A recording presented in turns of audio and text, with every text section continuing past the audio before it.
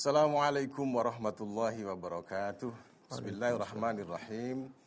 Alhamdulillahirabbil alamin. Wassalatu wassalamu ala asrofil anbiya'i wal mursalin Sayyidina Muhammadin wa ala alihi wa sahbihi ajma'in. Amma ba'd. Pemirsa TVRI Jawa Timur yang dirahmati Allah, alhamdulillah hari ini Senin tanggal 26 April 2021. Anda kembali berjumpa dengan saya Helmi Ansori di Gema Ramadan. Hari ini ada tamu istimewa yang luar biasa sebagai narasumber saya. Siapa beliau? Nanti saya akan perkenalkan kepada Anda. Yang akan kita bahas adalah tentang hukum berdagang dalam Islam. Bagaimana?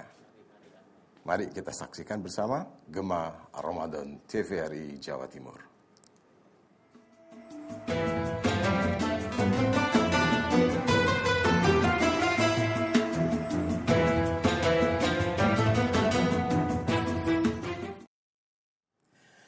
Pemirsa TVRI Jawa Timur yang dirahmati Allah, alhamdulillah Gema Ramadan TVRI Jawa Timur masih bersama-sama, masih bekerja sama dengan Kemenak Provinsi Jawa Timur. Dan hari ini adalah hari yang istimewa bagi saya, bagi Anda semua, tentu saja karena narasumber kita beda dengan yang lain. Siapa beliau? Beliau adalah Romo Kiai Haji Dr. Marzuki Mustamar sebagai pengasuh Pondok Pesantren Sabilur Rosyad, Gasek, Malang, dan juga sebagai Ketua Tanfidiyah PWNU Jawa Timur. Kita sapa beliau. Assalamualaikum Yai. Waalaikumsalam warahmatullahi. Sehat-sehat nggih? Nggih, sehat. Alhamdulillah. Perjalanan estafet apa langsung dari Malang tadi, dari Gasek? Melimbung-melimbung. Karena padatnya acara nggih. Tapi mudah-mudahan diparingi sehat walafiat sampai nanti ya memimpin umat di Jawa Timur ini. Nggih. Nggih. Yai, kita punya topik hari ini tentang hukum berdagang dalam Islam. Nggih, nggih. Jadi Islam itu mengatur perdagangan ini ya.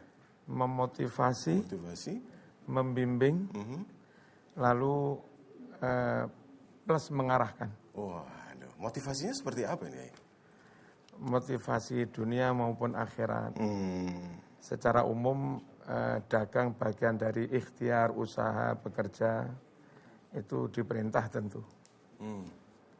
Dalam hadits qudsi Allah berfirman, ya bani Adam, harrik yadak yurzak alaik. Wahai manusia anak Adam, tanganmu obah. Tanganmu obah. Ojo meneng. Engko tak wahi rezeki. Sebetulnya Allah memberi rezeki pada orang yang meneng tentu juga bisa. Tapi kan kalau yang bekerja keras nggak diberi, yang menang diberi, jadinya nggak adil. Diprotes orang banyak.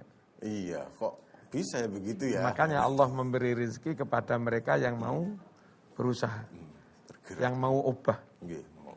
Nah, dalam sektor apapun, dalam bidang apapun, baik di bidang keduniaan, agama, asal ojo menang. Yang sering kita juga coro Malang gumun, heran, kagum. Itu orang kelihatan nggak kerja menurut umum, tapi ternyata Allah menganggapnya bekerja.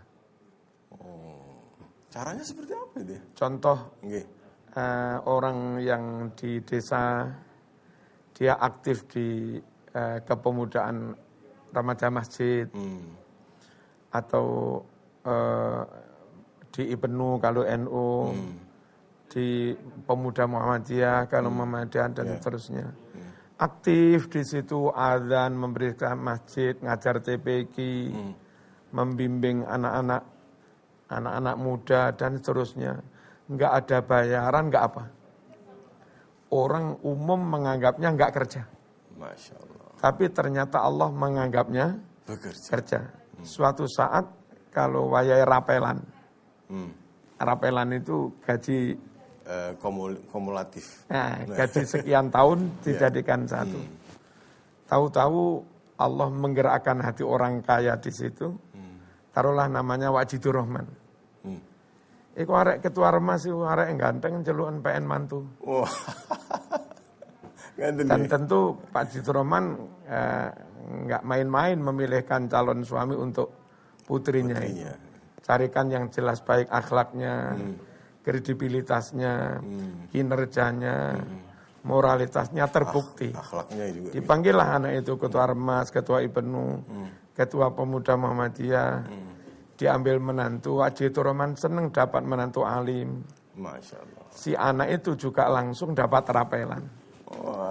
Sekian tahun dia berjuang, dapat istri anaknya orang kaya, akad nikahnya neng Mekah. Masya Allah. Selesai nikah, udah nak, ini mobilnya untuk kamu bekerja. Sering begitu. Guru-guru MI, guru-guru TPQ, kalau dianggap bekerja beneran profesional secara duniawi, ya enggak lah. Wong gajinya 300, 200, yang agak tinggi paling 500, jauh dari cukup. Tapi Allah tetap saja memberi balasan, mengapresiasi, dan ya cukup. Terbukti PNS dengan gaji plus sertifikasi 6 juta lebih, dia bisa makan. Yang guru TPQ juga makan. Yang PNS bisa punya rumah, yang guru TPQ juga punya rumah. Yang PNS bisa mengkuliahkan anak, yang guru TPQ juga bisa mengkuliahkan anak. Kalau PNS bisa haji, banyak guru diniyah, guru MI swasta yang juga bisa haji. Napa niku kuncinya napa ya? Ya itu pokoknya tawakal, berusaha terus, Allah menganggap pekerja. Yang kadang-kadang nyun sewu tahu-tahu ada di antara sekian banyak alumni yang diajar Quran sampai hatam, alim-alim jadi orang sukses. Kelingan karo gurune, guruku tak ajak umroh. Sowan gurune ternyata guru namanya sik gedek misalnya. Terus akhirnya murid 1-2 patungan, ayo bangun omah. Ada saja. Asal kita mau yakin kepada Allah, terus ikhtiar dan tawakal. Jangan suudzon kepada Allah. Jadi intinya harik yadak yurzak alaih. Bergerak, bekerja, berusaha, ojo menengai. Nah untuk dagang, secara khusus, itu luar biasa.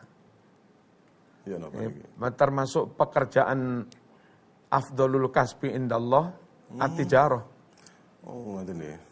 Termasuk pekerjaan yang paling baik menurut Allah itu dagang. Dagang itu mengkonekkan antara si konsumen dan si produsen. Petani produsen, pabrik-pabrik kerajinan produsen. Andai nggak ada jasa pedagang, menghasilkan gerabah ya gerabah. Menghasilkan padi, jagung, kedelai, nggak bisa dibuat apa-apa. Tapi barokah ada yang borong, ada pengepul, lalu dibawa ke pasar, ada tengkulak, ada yang membawa ke konsumen, dan seterusnya. Akhirnya ini jadi mutar dan saling memberi manfaat. Masya Allah. Kalau nggak ada pedagang, orang Malang nggak bisa jual sayur, orang Surabaya nggak makan sayur. Bertukar kadang-kadang tuh ya. Dari Surabaya barokahnya ada pedagang. Surabaya nggak punya sawah makan sayur. Malang wong desa-desa nggak ada BRI, nggak ada BNI neng desa, tapi megang duit. Itu barokahnya pedagang luar biasa. Termasuk min afdolil kasbi. Termasuk seafdol-afdolnya pekerjaan. Dan dalam Islam berarti itu ibadah. Dan itu pekerjaan Rasulullah ya? Iya, pekerjaan Rasulullah juga nabi-nabi sebagian juga berdagang. Orang-orang top berdagang, wali-wali songo itu juga banyak berdagang. Bunyai Hashim As'ari itu pedagang. Istri saya juga sambil batik-batik macam-macam gitu. Tetap saja berdagang. Ojo meneng. Pokoknya subhanallah. Ya, kalau orang berdagang itu kan kemudian kita tidak seenaknya berdagang, kan ada rambu-rambu. Ya harus. Nah itu, apa yang perlu kita perhatikan dengan rambu-rambu? Yang pertama kalau Islam itu niatlah ibadah. Oh subhanallah. Kalau dari awal niat ibadah karena Allah Subhanahu Wa Taala, untung Anda dapat pahala, rugi pun Anda dapat pahala. Bisa gitu. Dari berangkat sampai pulang selamat, Anda dapat pahala. Kalau ternyata di jalan bekerja dagang itu terus tabrakan misalnya, mati wafat, Anda nyun sewu syahid. Wafatnya husnul khotimah. Amin. Karena memang diniati ibadah. Nah, niatkan itu ibadah. Dan penting sekali, bekerja, dagang, niat ibadah itu. Supaya satu, tetap ingat Allah. Yang kedua, kalau sudah ada nisab, wayai zakat, ya wajib. Zakat. Marzuki, zaman dagang niatnya ibadah loh. Selaris apapun jam-jam 11:30, pas kurung wazan, ya tutup pendisik marzuki. Jamaah desa, ojo terus aju mumpung laris iki. Ati riyo setahun pisan. Akhirnya gara-gara berduit salate keter, jamaah keter. Ya, ini. Nggak boleh, terbengkelai semua. Ini yang sering kali terjadi. Ya kalau dari awal niatnya ibadah, itu nyun sewu, dagang, cari duit, dia nggak lupa. Wayah sholat, ya tetap sholat. Kalaupun harus zakat, dia tetap zakat. Sotako, silaturahim, ya silaturahim. Terus dia nyuwun sewu dari awalnya ibadah, nggak akan nabrak rambu-rambu. Nah itu dia. Nggak akan nabrak ketentuan syariat tentang halal haram. Ojo ngapusi bedakan nggih Gusti. Berkomitmen nggak akan menipu orang. Ojo curang ngurangi timbangan dan seterusnya ngurangi kualitas. Nggih Gusti.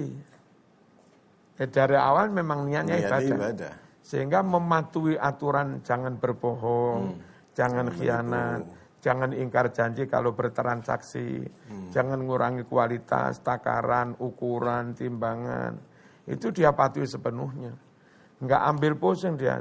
Saya dengan lurus begini, badi akeh yo alhamdulillah. Enggak badi titik yo alhamdulillah. Masya Allah. Badi banyak juga alhamdulillah. Enggak badi titik ya alhamdulillah. Masya Allah. Ini berarti berdagang secara jujur dan kemudian menepati rambu-rambu yang ada ini. Tapi kadang-kadang kita dalam kehidupan bermasyarakat seringkali kita ketemu dengan pedagang-pedagang yang unsur horornya itu ada, penipuan, bujui. Itu dari awal dia nuruti nafsu. Ambisius, serakah. Maunya kalau bisa harta sekian banyak itu diambil semua. Kalau bisa pasar dikuasai semua. Jangan sampai orang lain badi. Dan nyuwun sewu itu kan nafsunya setan. Nafsu setan. Nggak boleh. Dan mesti membawa kesengsaraan. Pasti dia. Bagi yang bekerja, ketika orang itu sangat bernafsu, ambisius, plus hubul mal. Cinta dunia, mata duitan. Mata duitan. Itu nanti dia yang dipikirkan bagaimana menumpuk harta sebanyak-banyaknya dengan cara apapun nggak peduli, menforsir pikiran tenaga nggak peduli, pokoknya dapat harta banyak sebanyak-banyaknya. Akhirnya lupa memperhatikan kesehatan, pola hidup yang baik. Black tahu-tahu kena komplikasi, mati. Dapat harta banyak, mobilnya baru membeli, mati karena komplikasi. Nah, istrinya nikah lagi dengan orang lain. Yang banting tulang sampean, akhirnya yang hartamu, mobilmu dinikmati, istrimu dengan laki-laki lain. Ya kan rugi. Dunia sudah rugi, apalagi sampai akhirat. Artinya bahwa kerugian itu juga bukan nanti di akhirat saja. Di dunia pun sudah rugi. Masya Allah. Apa ruginya? Nyun sewu basa Jawa kesel golek, gak melok menikmati. Dan lebih sakit lagi. Kita yang banting tulang bekerja, setelah dapat banyak, ternyata istri nikah lagi, dinikmati dengan laki-laki lain. Yang laki-laki lain itu dulu pesaing sampean. Andai hidup, sakit. Aduh, Masya Allah, luar biasa. Sakit hati nih. Nah, contoh-contoh seperti itu banyak. Kadang-kadang ngawur, terus tahu-tahu kena KPK. Masya Allah. Kerja saja lupa memperhatikan anak, tahu-tahu anak kena narkoba. Astagfirullahaladzim. Banyak sekali. Kerja terus, nggak mendidik anak, tahu-tahu anak nakal. Akhirnya membacok orang tuanya. Astagfirullahaladzim. Ya, Yai, perbincangan kita akan kita lanjutkan dulu ya. Monggo. Karena ada yang mau lewat ini. Monggo. Baik pemirsa, menarik sekali. Hati-hati Anda sebagai pedagang. Saksikan terus perbincangan kami di Gemar Ramadan TVRI. Kami akan segera kembali setelah yang satu ini.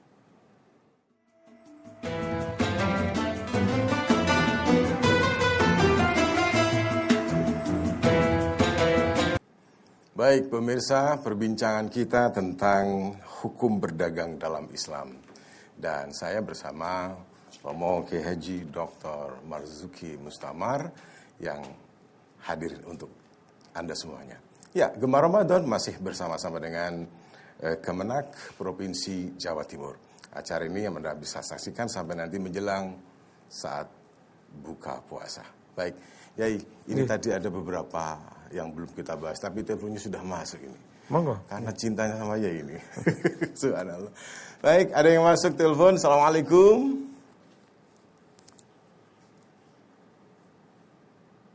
Ya, oke, belum Yai. Masih kita tunggu. Menarik apa yang kita bahas tadi tentang motivasi berdagang ini ya. Lalu ada pembimbingan atau membimbing. Nggih. Dari cerita tentang guru ngaji yang sedemikian rupa, ada rezeki yang min haitsulah tasib tadi ya. Seperti pembimbingan itu mulai Islam mengarahkan dagang itu yang benar niatnya kayak begini. Itu mulai membimbing ya. Ininya. Lalu ketika benar niatnya, terus orang dibimbing supaya benar langkahnya. Yang ini boleh dilakukan, ini boleh dilakukan, ini enggak. Itu pembimbingan. Nah, dari situ terlepas dapat untung banyak atau enggak, yang penting halal. Halal ya. Dapat untung banyak atau tidak, itu tidak merugikan orang lain. Tidak mendolimi orang lain. Nah, itu pentingnya. Tidak menyakiti orang lain. Dan itu penting sekali. Mengapa? Uang itu kalau bahasa Jawa niteni. Awas kon curang neng aku. Kita nono. Ngancam ya. Dan itu nggak lupa-lupa, apalagi sampai jumlahnya besar. Nanti ganti anaknya orang ini apa begitu, dibalas. Jadi anak yang nggak tahu apa-apa, tahu dapat perlakuan seperti itu lantaran orang tuanya dulu pernah mendolimi orang lain. Ya, gitu ya, luar biasa. Baik, kita akan berikan kesempatan deh untuk yang mau telepon, monggo bisa di 031 5678 216. Itu nomor telepon yang bisa Anda hubungi untuk bertanya sama beliau, mumpung sama beliau ini di 031 5678 216. Baik, mudah-mudahan hari ini Anda mendapatkan pencerahan yang luar biasa tentang berdagang itu bagaimana baiknya yang dilakukan. Yai, sudah ada telepon? Belum ya? Kita. Yai, terus ini tentang pembimbingan tadi. Yang ini boleh dilakukan, ini boleh dilakukan, ini tidak boleh dilakukan. Ada tentang keberkahan tentang itu gimana? Nah itu tadi. Jadi kalau bimbingan itu dipatuhi dengan baik, insya Allah untung itu halal, barokah, dan tidak merugikan orang lain. Kalau itu nggak dilakukan, ada curang, dan sebagainya, itu ya tidak barokah, merugikan diri, mungkin juga merugikan orang lain. Ya, baik. Sekarang ada telepon deh. Monggo. Kita coba angkat dulu penelpon pertama. Assalamualaikum. Assalamualaikum. Halo. Kita tunggu dari siapa ini? Di mana? Belum saya dengar suaranya. Assalamualaikum. Terputus ya. Terputus. Ada keberkahan tadi. Bagaimana ini? Terus ada telepon lagi? Sudah masuk? Belum. Baik, sambil menunggu telepon, kita lanjutkan lagi. Kita lanjut. Kalau curang itu nyun sewu sampai menjadi ciri khas kelompok tertentu. Ciri khas etnis tertentu. Ciri khas organisasi tertentu. Itu nanti jadi apes bagi orang-orang kelompok itu. Kelompoknya yang lain ya. Taruhlah na'udzubillah misalnya bahasa Indonesia itu di dunia terkenal kalau dagang suka curang. Tentang kualitas macam-macam dan seterusnya. Itu nanti kalau ada anak-anak bangsa kita jadi TKI ke luar negeri. Kena imbas. Kena imbasnya. Lagi daftar saja sudah kena blacklist. Jangan ini dari Indonesia. Jelek orangnya. Jadi curang itu nggak hanya merugikan dirinya, merugikan orang lain. Ya. Kalau misalnya nun sewu ada nun sewu pengasuh pondok tertentu curang lah. Dalam politik curang, dulu pas pilkada curang. Itu diingat-ingat oleh masyarakat umum. Ya. Nah, nanti ketika ada alumninya situ sebetulnya alim pulang ke desa, yang nggak dipercaya sama orang kampung, nggak dipercaya jadi khotib dan terus ngimamin. Kasihan. Kasihan ya. Baik, Yai, kita terima telepon dulu. Sudah nunggu ini. Assalamualaikum. Halo. Assalamualaikum. Waalaikumsalam. Ji, dengan siapa Bapak? Halo. Ya, dengan siapa Bapak? Halo. Waalaikumsalam. Ji. Dari Pak Taufik. Pak Taufik, monggo Pak Pak Taufik. Taufik. Ji. Pak Taufik. Silakan Pak Taufik. Dari Pak Taufik. Ji, silakan. Apa yang ditanyakan?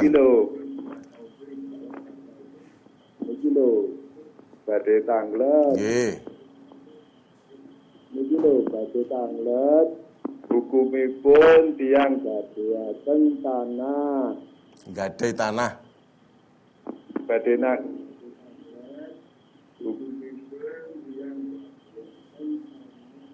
Halo Pak Taufik.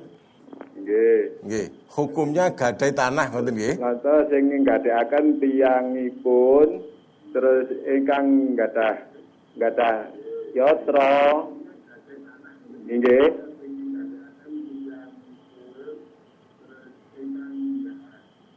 Nggih, Pak. Yatra. Monggo kerja. Monggo kerja. Terus pundi hukumipun? Nggih. Ngerti. Terima kasih Pak Taufik. Terus pundi Nggih. hukumipun? Nggih, hukumnya gimana ngoten nggih? Yai, gadai tanah. Nggih, di desa kadang ada praktek riba seperti itu. Riba yang asli itu, Pak saya pinjam duit 1 juta. Oke Pak Marzuki, tak pinjami. Tapi setiap minggu harus nambah sekian. Itu riba asli. Nah, dan kelihatan riba nyata. Ya. Di desa, Pak saya pinjam duit 100 juta. Ini saya nggadekan sawah ini 3 petak. Nah, terus itu syaratnya selama saya belum bisa nyaur, tanah 3 petak itu yang garap sampean. Ini sebetulnya kan nyun sewu, itu kan bunga. Iya. Itu ribanya. Riba ya. Memang nggak berupa duit. Tapi hak garap dikuasai oleh yang punya duit, yang menjamin duit. Ya. Itu sebetulnya kan ndoknya itu. Ribanya di situ. Iya. Jadi itu nggak boleh. Nggak boleh nggih. Nggak boleh. Terus juga dolim. Nah, ini bagaimana mungkin si petani itu bisa nyicil? Dia punya sawah 3 petak. Andai dia bisa nggarap sawahnya, nanti panen misalnya ambil sedikit untuk dimakan, yang lain untuk nyicil. Panen lagi, nanti untuk nyicil. Nah, ini nggak bisa nyicil, wong hak garapnya diambil, yang minjami duit. Jadi semakin lama semakin berlarut-larut, yang kadang-kadang jalan terakhirnya, udah sawahmu tak ambil. Oh, rentenir ini ya. Nanti kalau benar-benar sampai begitu, itu dolim. Dolim. Ada yang dolim remeng-remeng. Ya, napa niki? Perjanjian transaksi secara terang-terangan, enggak. Secara lesan juga enggak. Secara tertulis juga enggak. Pak, pinjam duit 100 juta. Saya enggak ada ini sawah. Maksudnya enggak ada ini sawah itu mestinya cukup suratnya tanah itu sampean pegang, biar enggak tak jual ke siapa-siapa untuk mengamankan hak yang utangi itu. Tapi saya tetap yang garap, wong ini sawah saya. Nah, itu perjanjian lesan enggak? Terus piye iki? Ya terserah lah, umumnya aja. Oh. Nanti nih. Jadi enggak ada dengan syarat harus sampean garap enggak. Cuma umumnya piye penake. Nanti nih. Nah, pada akhirnya sama-sama terus akhirnya yang garap zaman juga. Andai saya akan mengambil hak garapnya juga sungkan. Ya. Karena belum bisa nyicil pinjaman. Ya. Itu yang remeng-remeng tadi. Remeng-remeng tadi ya. Yang subhat.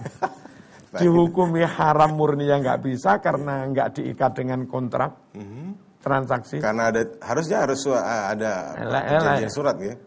Mau tertulis. Dihalalkan murni juga nggak bisa halal murni karena memang namanya ono beban moral. Mau minta hak garapnya juga nggak berani. Itu yang sebenarnya berhak menggarap itu yang menggadaikan atau yang digadaikan? Yang berhak menggarap tetap yang punya sawah. Oh, ya. Hanya biar dia nggak menghilangkan barang ini, suratnya dipegang yang apa tadi? Yang meminjami duit. Meminjami uang. Okay. Nah, ini sering terjadi dalam masyarakat itu begitu ya? Sering. Dalam proses pegadaian itu justru yang garap atau yang memiliki barang itu ya yang memberi uang. Kalau dalam Islam misalnya orang menggadaikan unta, itu kalau sampai untanya dipakai oleh yang punya duit, ya kata Nabi juga harus dihitung. Zaman Anda pakai unta itu nyewa berapa? Taruhlah sehari 10.000. Ya Anda mengganti duit 10.000. Ya, wah luar biasa ini, keterangannya luar biasa. Kita akan terima telepon lagi ya. Okay. Baik pemirsa, alhamdulillah penelpon kedua, silakan masuk. Assalamualaikum. Halo, assalamualaikum. Waalaikumsalam warahmatullahi wabarakatuh. Alhamdulillah. Dengan ibu siapa ini bu? Waalaikumsalam. Iya, dengan siapa bu? Dengan Ibu Diana di Trabodo Asri Sidoarjo, Pak Helmi. Silakan Bu Diana, monggo. Pertanyaannya apa ini? Mekaten Pak Kiai. Monggo. Di dalam bermuamalah, apakah diperkenankan kita untuk mengambil keuntungan lebih dari 100 bahkan 200% begitu? Mekaten, matur nuwun sangat. Baik. Wassalamualaikum warahmatullahi wabarakatuh. Waalaikumsalam warahmatullahi wabarakatuh. Tentang keuntungan ini ya, hati. Yang paling bagus itu mengambil keuntungan itu sesuai dengan resiko. Nah, resiko itu beda-beda antara jenis barang satu dengan yang lain. Kayak onderdil macam-macam itu resikonya nggak seberapa. Karena artinya nggak payu saiki ya nggak bosok. Ya. Laku tahun depan ya tetap begitu. Ya tetap nggak bosok. Hanya kadang-kadang untuk yang aksesoris kendaraan atau apa itu kadang sudah perlu update lagi. Wis nggak pakai payu. Nah monggo dihitung resikonya. Andai ini nggak payu, kira-kira kerugiannya berapa persen? Plus biaya pajak, biaya jaga, biaya listrik, biaya gaji ini bla bla bla bla bla, plus ambil keuntungan sekian persen. Itu taruhlah dengan perputaran laku sekian sekian minggu atau sekian hari. Oke, kalau saya ngambil laba 10% sudah cukup. Monggo 10%. Lebih nggak baik kok, karena toko itu banyak. Kalau sama ngambilnya banyak-banyak, nanti konsumen ya lari ke yang lain. Kalau sama terlalu murah rugi. Itu yang paling bagus ya tetap sedengan. Kemudian ada yang buah-buah. Resikonya tinggi. Nah, buah-buah resikonya tinggi. Bosok. Nah, bosok dan seterusnya.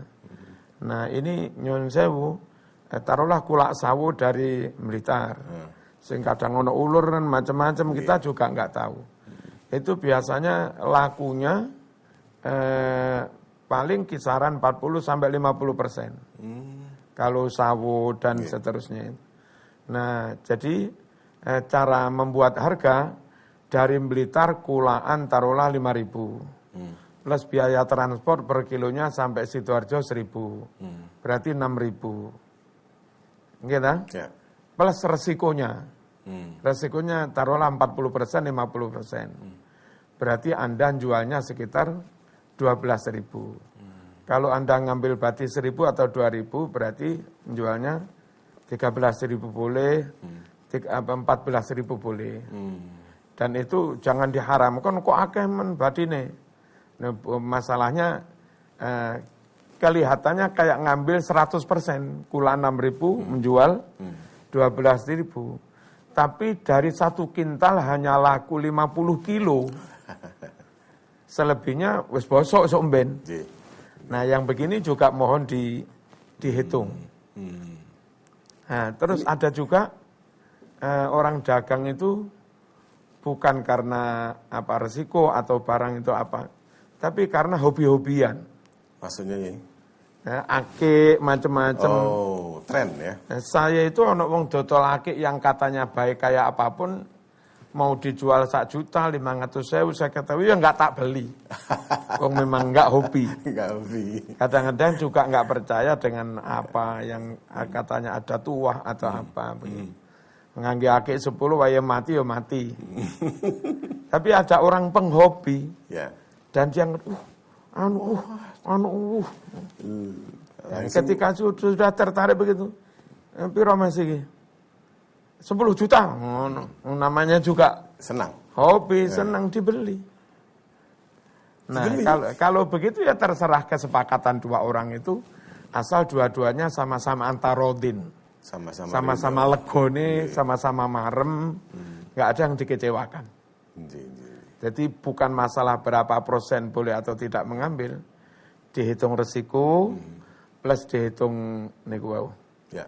Masalah minat, masalah hobi dan seterusnya. Tapi kadang-kadang pembeli jarang mau tahu dengan kondisi persentase itu tadi ya. Resiko-resiko yang harus dihadapi oleh saya kira semua pedagang harus bersepakat membuat harga. Dengan kulak begini, resiko begini, pajak begini, biaya operasional begini, maka tetapkan taruhlah buah sak Sidoarjo.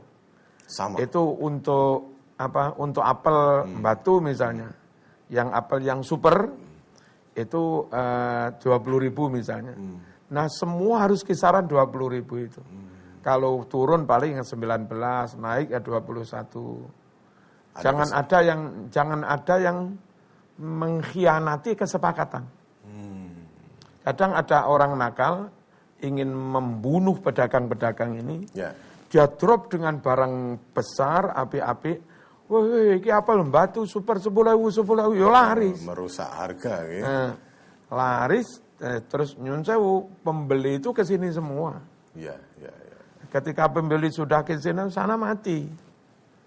Dia itu kadang mau rugi sekalipun, asal bisa membunuh pedagang yang lain. Nah, yang begini ini nggak boleh. Kembali ke niatnya tadi ya. Baik, perbincangan kita menarik sekali. Kita akan jeda dulu ya. Baik pemirsa, jangan kemana-mana. Setelah yang satu ini, kita lanjutkan Gema Ramadan TVRI Jawa Timur yang bersama-sama dengan Kemenak Provinsi Jawa Timur.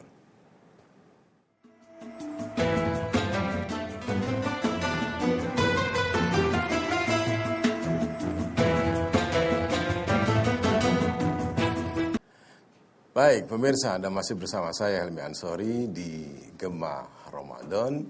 Saya bersama Romo Kiai Haji Dr. Marzuki Mustamar. Dan acara ini tetap bersama-sama dengan kantor Kemenak Provinsi Jawa Timur. Ya, kita lanjutkan. Ini kalau ngomong tentang perdagangan ini kan luar biasa. Kehidupan kita sehari-hari ini ya. Nah, ada yang curang, ada yang jujur, banyak nggak ya? Tadi masih banyak yang jujur. Masih banyak ya. Perlu adanya pengarahan kalau gitu ya. Saya menghimbau sebagai pribadi juga sebagai sesama Muslim, sebagai Ketua NU Jawa Timur, mari terus jujur dan jujur. Amanah. Ya. Jangan curang. Dan kalau sudah dapat untung, ingat ada fakir miskin, ingat ada anak yatim, ingat ada pembangunan agama, mungkin musola belum jadi, masjid belum jadi. Ya. Zaman nggak usah takut mengeluarkan itu untuk yang itu semua. Siapa tahu nanti 50 tahun lagi ganti buyutmu yang yatim. Ya, sebentar ya, ditahan dulu. Kita akan menerima telepon dulu yang sudah masuk. Assalamualaikum. Halo. Waalaikumsalam. Ibu dengan sama Bu. Assalamualaikum Pak Ustaz. Waalaikumsalam warahmatullahi. Nggih, Ibu, monggo. Dengan siapa ini?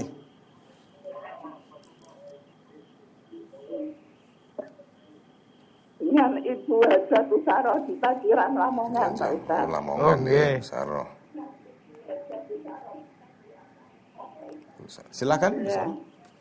Dulu saya itu pernah jual beli. Kawat Pak. Terus saya itu beli kawat 2 ton. Tanggal 9 April 2018. Terus tanggal 15 ya, bulan 5 itu diambil orangnya lagi 6 roll. Kenapa, Bu? Setelah itu saya itu hanya dikirim. Jawabnya gini, Bu.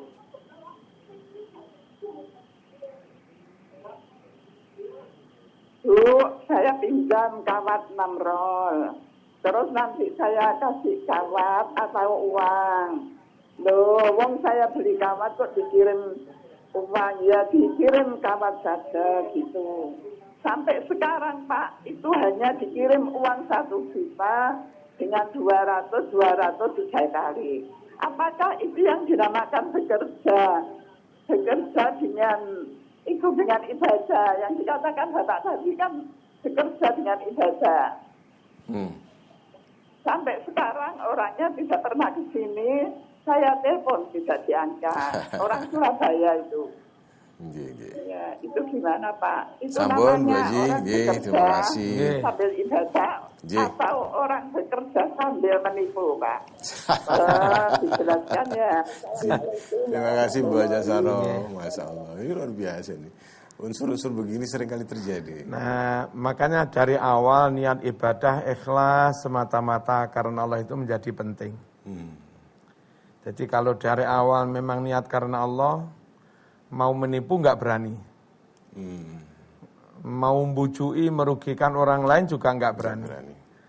Andai karena satu dan lain hal dapat musibah, kecopetan akhirnya nggak bisa bayar, itu juga doa matur terang-terangan, maaf Bu, mestinya kami harus hari ini bayar. Kemarin saya kecopetan, kemarin saya kemalingan, dan seterusnya. Ngomong apa adanya ya? Ngomong apa adanya, syukur ada saksi. Syukur-syukur kalau misalnya anaknya sakit juga membawa semacam struk biaya dari rumah sakit kwitansinya. Nah, kalau yang bersangkutan memang sudah jujur kayak begitu, jadi belum bisa nyicil sesuai dengan jadwal, bukan karena dia curang, ya memang kondisi. Nah, kita yang juga dari awal sama-sama niatnya ibadah karena Allah, juga sangat memaklumi hal itu. Oh, mboten-wonten monggon dijadwal ulang mawon. Kira-kira jenengan longgar setelah anak sampean sembuh bisa kerja lagi mulai kapan? Saya mulai bekerja lagi mungkin minggu depan. Nah, berarti minggu depan mulai bisa kerja, bisa dapat untung kira-kira apa? Seminggu lagi, oke. 2 minggu dari sekarang sampean mulai nyicil ya. Yang sana juga jujur, dia ikhlas menerima musibah ujian dari Allah. Yang kita ketika menghadapi peminjam yang memang sudah jujur, karena dari awalnya hanya ibadah, ini bagi kita lahan untuk beribadah. Kalau ini saya bantu, meskipun bantunya hanya memberi penundaan, memberi kelonggaran, itu juga sudah ibadah. Nah, permasalahannya yang ini enggak niat ibadah, yang kita dituntut niat ibadah. Enggak balance ini ya. Jadi sing kono ngapusi, sing kene ben ikhlas dihapusi. Ya enggak mungkin. Itu enggak balance, enggak imbang, enggak adil. Kalau menurut saya, kalau sekiranya ibu punya anak atau punya ponakan atau apa yang bisa ngurus itu, sebaiknya biar diurus oleh anak atau siapa yang nagih ke Surabaya dan seterusnya. Komunikasi sudah terputus tadi, tidak ada telepon. Iya, tapi kan mungkin ada alamatnya. Ada alamatnya. Okay. Baik, ya, ada telepon lagi. Okay. Alhamdulillah. Assalamualaikum. Halo. Waalaikumsalam. Nggih, dengan Bapak siapa, Pak? Waalaikumsalam. Nggih, silakan Dengan Pak. Bapak Rejo di Lamongan. Pak Bejo silakan di Lamongan. Ini Lamongan semua ini dua orang. Bapak ini. Rejo di Lamongan. Oh, Rejo nggih. Nggih, Pak Rejo silakan. Pertanyaannya apa, Pak? Halo, Nggih. Bapak Rejo di Lamongan. Ya, silakan, Pak. Pertanyaannya gini, Pak. Ya. Nah, saya kan biasanya kan dagang kan sistem ijon, Pak. Sistem Nggih, ngerti. Nggih. Saya orang desa. Harga gabah itu biasanya kan biasanya itu 5.000, Pak. Terus? Nah, sekarang saya beli itu 4.500.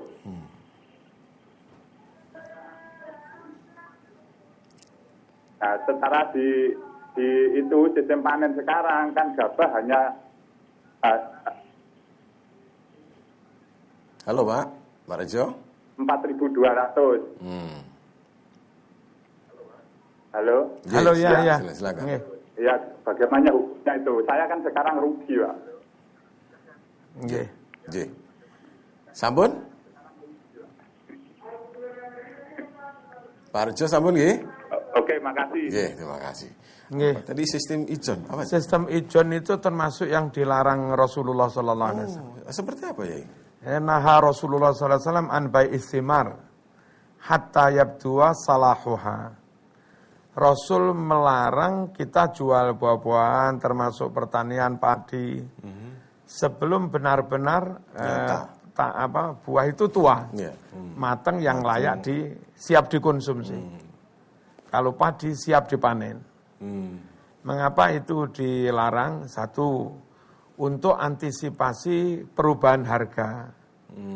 Terlanjur kita bayar dengan akad harga 5.000.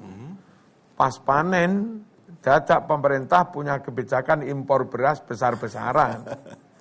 Beras dalam negeri jadi jatuh hancur. Nah, dulu kita beli akad 5.000, sekarang jadinya hanya 4.250 tadi ya. Itu pertama resiko. Untuk sementara mungkin cara Allah mengingatkan kita agar berhenti yang kayak begitu-begitu. Ini enggak bener lereno istighfar tobato. Masyaallah. Mandeko. Masyaallah. Sama nek enggak kene tahun ngarep ngene meneh tak inget nih sing luwih nemen maneh. Oh gitu nggih. Masyaallah. Jadi enggak boleh pertama untuk antisipasi itu tadi kerugian harga perubahan harga. Yang kedua, kalau kita taruhlah masih pentil sudah kita beli borong katanya ya. Diborong. Itu siapa tahu terus kena hama setelah itu. Akhirnya nggak jadi panen atau kalaupun panen hanya sedikit. Akhirnya juga rugi. Bagi yang punya, karena kita butuh duit, masih pentil-pentil didol murahai gak apa-apa. Ternyata jarak 3 bulan, panen gembel bagus-bagus. Akhirnya getun, nyesel. Ternyata dapat 100 juta, lambian nukune mekor 15 juta. Getun, gelo. Nah padahal dagang itu antara win sama-sama legowo. Sama-sama diuntungkan. Makanya nggak boleh.